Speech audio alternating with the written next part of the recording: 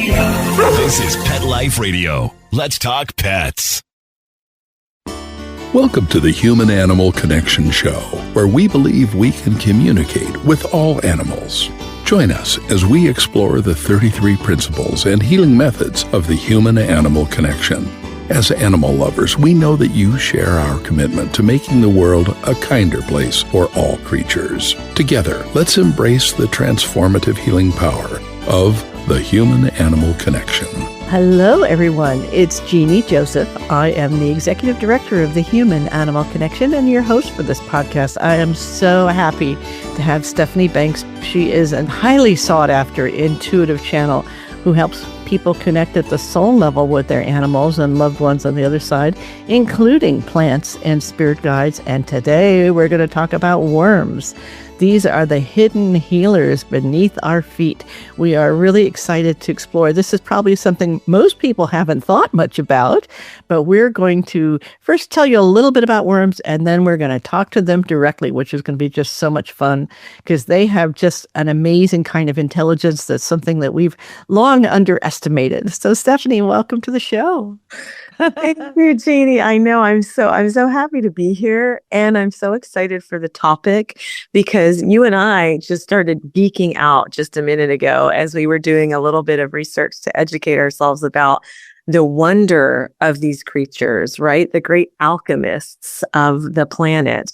They do so much. We fully depend on them, and yet so many of us have no idea about them, and we just not even see the miracle of them if a worm was laying on the sidewalk in front of us. I know. I mean, it's funny. I think I told you this last time. One of my first words was I looked at a worm and I pointed to it and I said to my mother, germ. That's what I thought it was, but it was one of my earliest, it's funny that, I was 3 or something very early, but, just amazing that we're going to bring them to life. We're going to give people an inside view of worms. I mean, we know about how they take decay and turn it into this incredible ecosystem, but they actually are like ecosystem engineers. They have social intelligence. They're working with a level of nonverbal intelligence without eyes and ears or the brain that we think of as a brain, and yet they work as a team, as a community. This is so exciting. So is there anything else you want to tell the folks about worms before we go and talk to them? Just again, I would say we are fully dependent on them for life. Without worms, we do not have healthy soil. Without healthy soil, we do not have food. Without food, guess what? Yes. Not here. I really hope that this episode, even for myself as well, touches us in a place and activates a curiosity and a respect and a love for the creatures that are so small.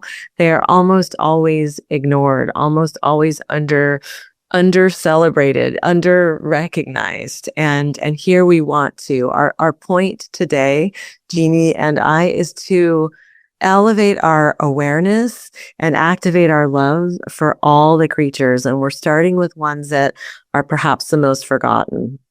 Yeah, it's so amazing. I mean, we just don't realize that they're very complex in the work that they're doing together. I mean, they're literally architects of the soil. They create these tunnels, which creates oxygen, which, regulates the soil and how everything grows. I mean, we're talking about some high-level mastery here. Yes. And that is their job. And their job affects us. And our job, by the way, we have a job. We have a job to protect them. We have a job to create safe spaces for them to have their communities. We have a job to stop dumping toxic chemicals where they are trying their best to turn soil into nurturing, sustenance and support for food. Where do we belong in this ecosystem as they show us their masterful capacity to transform, transmute, and give, like endless givers, aren't they? Yeah, I mean, they are masters at renewal, which is something that we need so much on so many levels. I think we can all think about some pretty obvious levels where the humans need some renewal. Yes. Exactly. And these are our warriors. These are our Marines of renewal. Yes. These invisible people beings, I should say, doing this masterful work. Are you ready to talk to the worms? Are you ready to do that? Always ready to talk to the worms. Okay. All right. All right. So I'm going to ask Stephanie to take a moment and tune in. And we've told you a little bit about how valuable and important worms are. And now what we want to do is see if the worms will talk to us here on this podcast. So they're not physically in the room with us, but they are. We are sitting inside human dwellings. However, it is possible through telepathic communication to communicate with animals and all beings. And today we're going to communicate with the worms. So, Stephanie, I will just open it up to you and say, what would the worms like us to know to start? I know they have a lot to say, but where would they like to start as poor little humans off? Absolutely. Absolutely. And I would say that while they might not be in the room with us, they are under our feet. They are surrounding us. So their presence is vast. So let's channel them. What I do, I call channeling, and I'm just attuning to the energetic frequency and soul essence of these beautiful creatures. So let's tune into them as a collective and hear what they have to say. Let's do that. We are deeply honored to be here with you right now. We knew this invitation was coming, and we might say it's been a long time coming, but we don't say this with any sort of accusation or negativity or blameful nature, for who has any time or inclination for that. We say this with gratitude. We say this with appreciation. We say this with deep love, for the truth is that we love our work. We love what we do. We are here to churn, and we are here to transform, and we are here to take one form and bring it into another. And you might just say, well, it's so simple. You're just eating and pooping and eating and pooping, and that's all you're really doing. And we would say, really? Really, is that honestly what you think? Because without us doing our eating and pooping, would you be able to eat and poop? And isn't that really all you humans do anyway?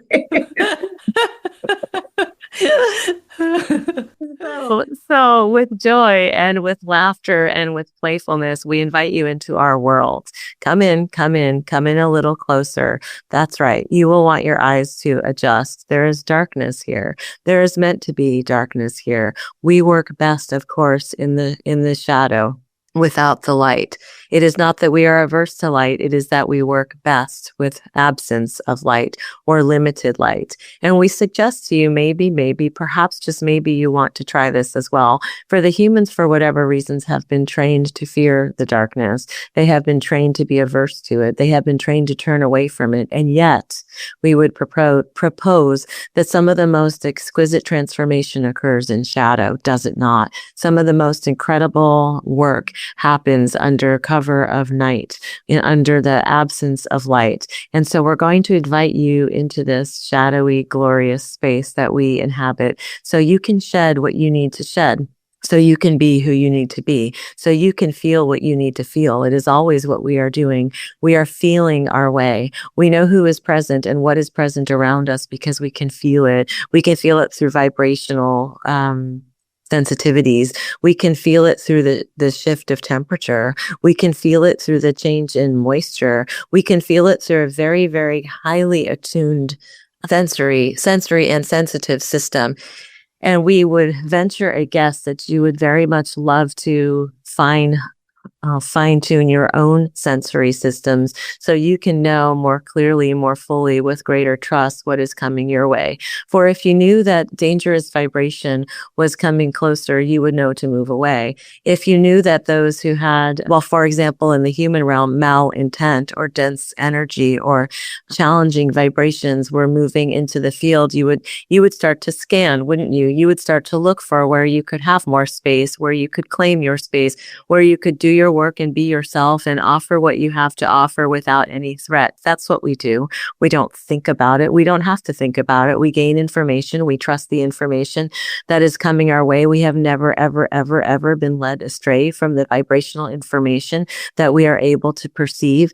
And so we trust it and we respond accordingly. What if humans were able to do that? What if humans were able to trust what they feel, what they sense, what they know, what is present, and able to give themselves permission to move in whichever direction felt best for them, whichever direction was more expansive for them, whichever direction was more in honoring of the truth and their purpose and the reason why they are taking breath and those that they wish to serve. We are inviting you into this whole world of ours because it is one of the best places to live, we believe. If you can take your fear of the darkness and you can transform it into your appreciation for that which can only sometimes occur within the context of shadow, then you can learn to release your fear, to no longer operate from fear and welcome it just as another aspect, another way of being. For what we have found is when one seeks too much bright, warm heat and light, one shrivels. Take us, for example. Wow. Beautiful. Absolutely beautiful. Have a sip of water. That was fantastic. Well, good. It's so amazing to just a whole community of creatures that we rarely give the time of day to, the light of day, the light of shadow, or and look at the richness. Look at what they have to offer, not only about their world but about ours. Mm-hmm. And it was so delightful, the lack of judgment that they had. They weren't blaming us for our ignorance of their ways, or they understand that we have the same need for safety, that we have the same fear of the shadow and the darkness. Not that they have the fear, but we have the same kinds of, let's put it this way. They are aware of light and dark, and they have preferences, but not judgments. That's right. That's right. And it's like, I felt like that transmission was an invitation for us to spend a little more time in the darkness, we're not talking about violence. And so, we're talking about how we literally fear our own shadow. Yes. It's a literal thing. We will run from it. Yes. Instead of recognizing it as an aspect of our humanity. Shadow is just that which we have not fully accepted, fully looked into, fully embraced.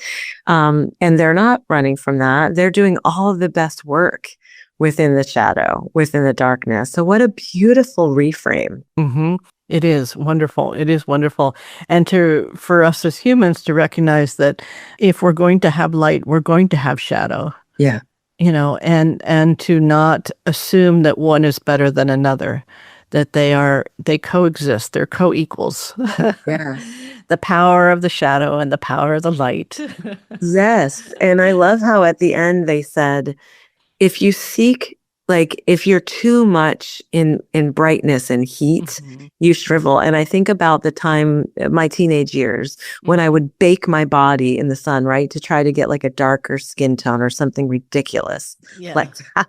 Yeah. And how damaging that is. Yeah. And to living, organisms, how damaging it is to spend too much time in any one realm exclusively. So it's bringing us back to this idea of balance. Yeah. Yeah.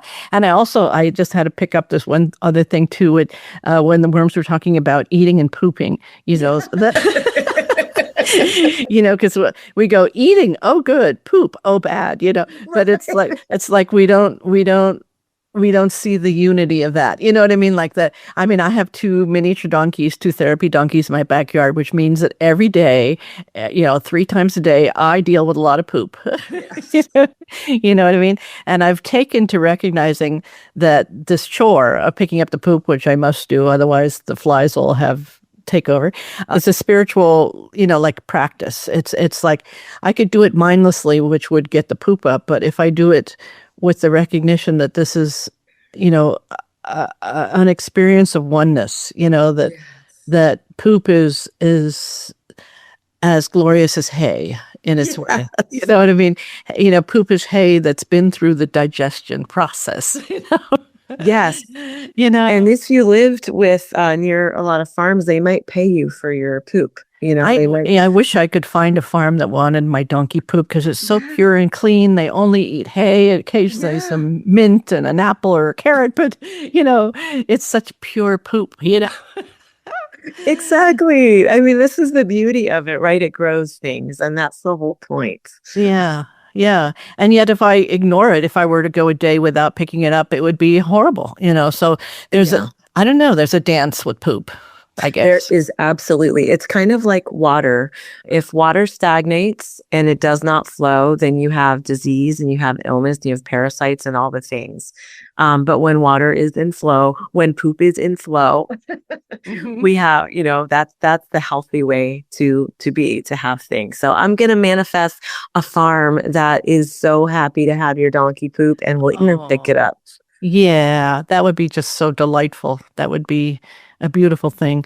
We're going to take a short little break, and when we come back, we're going to talk with the worms, maybe about if they could tell us about community, what it means to be in community, and then we'll see whatever else they want to talk about. I know that they will have things that I can't even imagine that they'll want to share.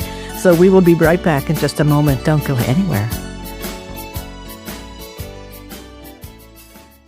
Real people, real stories. Our little dog developed this lymph problem. The chemotherapy lasted for 6 months, started developing more lymph nodes. So I thought I'd just try carnivore. The lymph nodes started to go down. Then I took him into the vet to have him checked out, and there was no signs at all inside. My cat had issues that developed in his eye, and 3 months later, my veterinarian said, let's go ahead and remove the eye. I heard the carnivore on advertising, so I said, you know what? I'm going to order this product. They did the procedure, they did all the tests, and they said, I don't know what you did.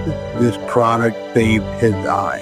I've got a Labrador who could hardly lift herself up off the floor. The treatment was chemotherapy. That's when I said, this could be the ticket. About 3 weeks, you could tell. She was very alert. She was going on a 5-mile walk. She is just like prime again. Call 866-836-8735. That's 866-836-8735. Or visit carnivore.com. That's carnivora.com. Use promo code PETLIFE at checkout for 15% off your order at carnivora.com. Hey friends, if you like what you're hearing and want to learn more, check out Dr. Joseph's book, The Human-Animal Connection, Deepening Relationships with Animals and Ourselves. Or visit the website, thehumananimalconnection.org, to book an online consultation. Thank you for loving animals. Now back to the show. Let's Talk Pets on PetLifeRadio.com.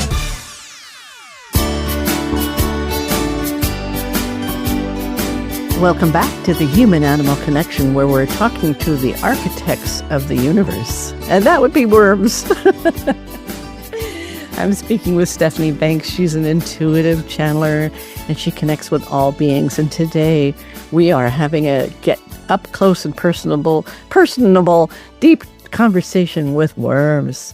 So Stephanie, I'd like to start with asking the worms to share. They have such a sophisticated community. I'd like them to share with that, and I know they're going to take the conversation wherever they want from there.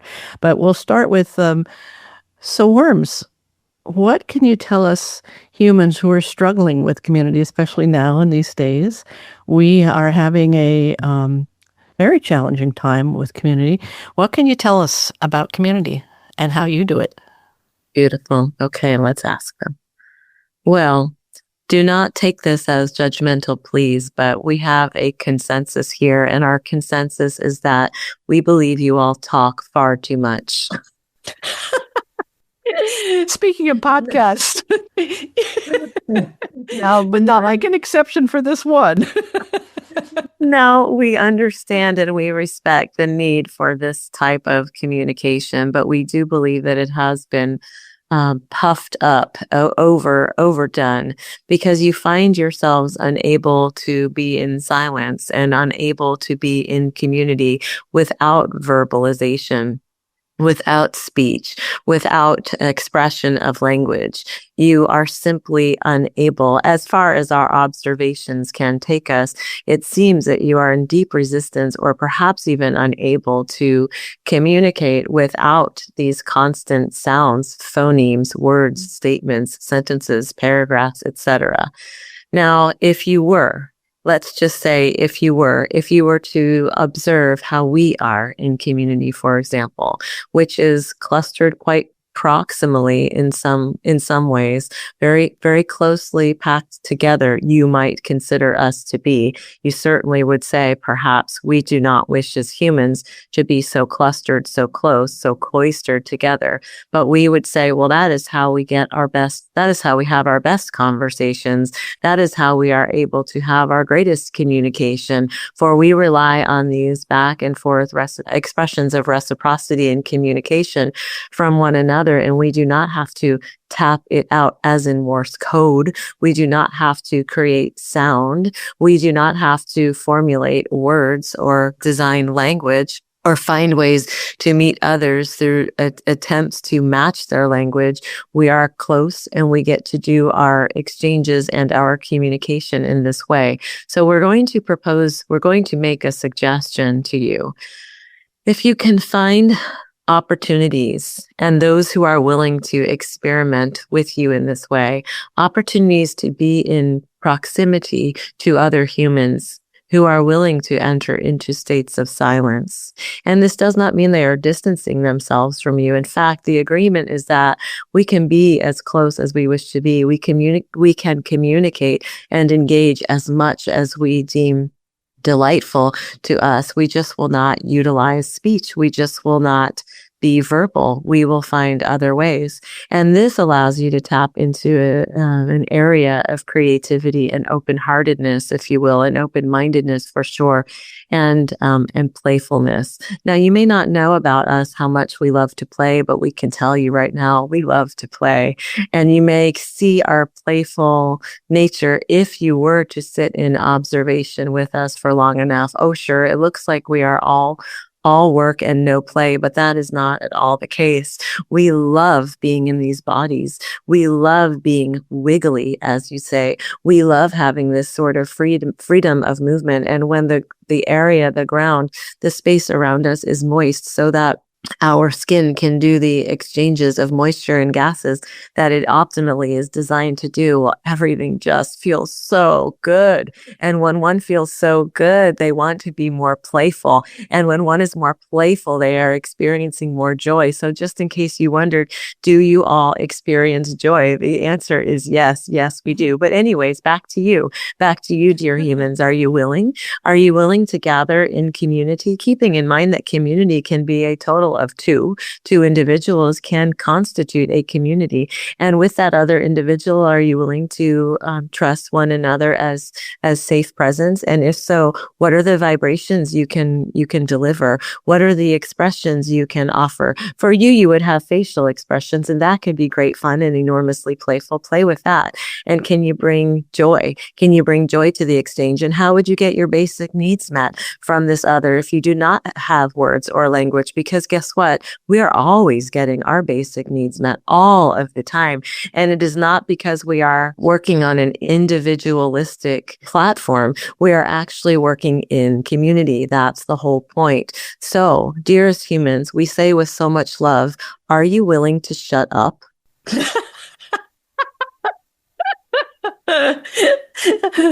Not permanently, but just from time to time. Yes. A daily dose of silence. Yes, and doing silence in the presence of community. Mm-hmm. That it's very powerful. I don't remember the last time I did that for longer than just a few minutes of meditation. But when a community gets together for the purpose of understanding one another without having to use words, the whole the soul comes through, right? Like we can go so deep there. So I love this. Yeah, it's wonderful. It's wonderful. I mean, that's in the class that I'm in with Penelope Smith, our animal communication class. This is our daily assignment, is to cultivate presence, which is to be with animals without words, to just open to that level of connection that's beyond words. It's not to say you can't use words, but there's so much more when we let go of thinking that words are the only ways that we can connect. Yes. Yeah. We're missing a lot of richness by our heavy reliance upon verbal language. I mean, you can watch the telepathy tapes and know that. Yeah. Wonderful. Wonderful. Well, this has been so absolutely delightful. I just want to ask the worms if there are any last parting words that they'd like to say to us humans. And before we do that, I just want to thank them so much for coming through, and for you for bringing them through. And I hope that people will be inspired to consider worms and every other being that's seen or unseen that may be supporting us in ways that we haven't comprehended. And I think part of why, as humans, we so often feel alone and unsupported is because we don't have this connection, active connection. We're not aware that there's so much going on beneath the surface. And we are always, in the being held by loving forces that we don't see and don't hear in words. Beautifully said. Yeah. Let's tune into them for a final message for now. Yeah. Today's final message. Exactly. We'll have to talk to them more often. I could Definitely. This needs to be a regular thing. Definitely. Have you had your worm wisdom today? We love your idea. We absolutely love your idea, and we are here. We are here for it, for all of it. We would very much love to impart our wisdom as the days go by, the weeks go by, the months, the years, etc. We are ancient beings, far more ancient than you might think. You could study the rocks, the fossils, etc., and see proof for yourself. Go ahead and study. Do your studies. Be astonished. We love when the humans are astonished. And so what we would invite for you to do, because we do make ourselves visible, while we prefer to work in shadow and in darkness, and we prefer not necessarily invisibility, but it just so happens that is the space from which we do our best transformational, transmutational, nourishing work.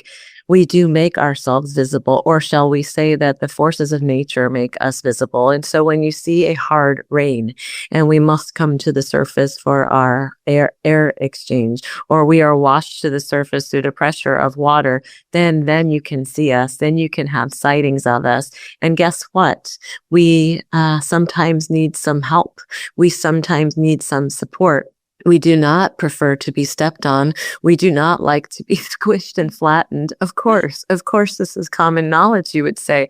But then why walk on by us as we are struggling in the middle of this sidewalk and not gently lift us to safety, to a spot of darkness, to a space of soil or dirt, as you might call it, so that we might find our way back home. So when you see us more vulnerable, and now we are telling you the circumstances in which we are more vulnerable, won't you become part of the web of care?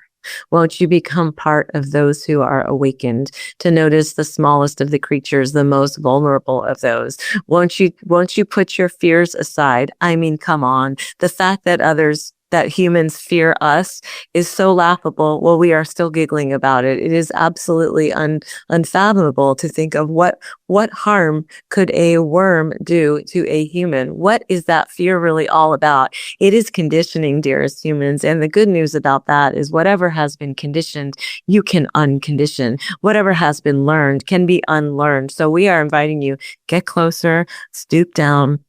If you are feeling particularly brave and courageous, gently lift us to safety. Carry us to where we might do our best work, which is in the realms that we have already identified. And if you are just too afraid, then stoop down anyways and offer us a prayer, a whisper, a bit of your heart. That will do as well. Wow. Tears. I have tears. Yeah. It's really beautiful.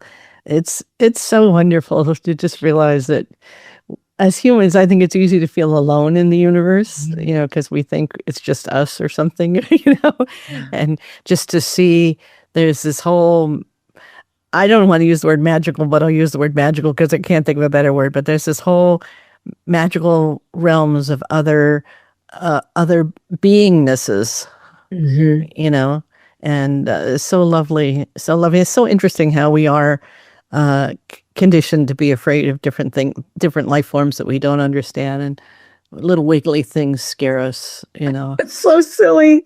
So we're so huge, I mean, I know. You think of the perspective and like they would be the ones to have fear, but they don't have fear. So they just have the desire to move away from what feels noxious or unpleasant and move towards what feels comfortable and known, to them. Yeah. So help the worms out. Help the worms out in whatever way you can. If nothing else, to not be hurting them, or do what you can to protect the soil. And boy, this has been such a wonderful experience. I don't know. We just have to talk to them more often. That's terrible. It seems like we could just, let's see what the worms have to say about such and such. It's just like, totally. It's amazing that they have such awareness. Again, without any judgment of humans and how we struggle with our version of ourselves, Yeah. It's something. Yes. Yeah. Well, Stephanie, if people want to get in touch with you, how can they find you? They can go to my website. It is soulinsight.com, SOULINSIGHT. soulinsight.com to talk to Stephanie Banks. And what do you say we do this again sometime soon?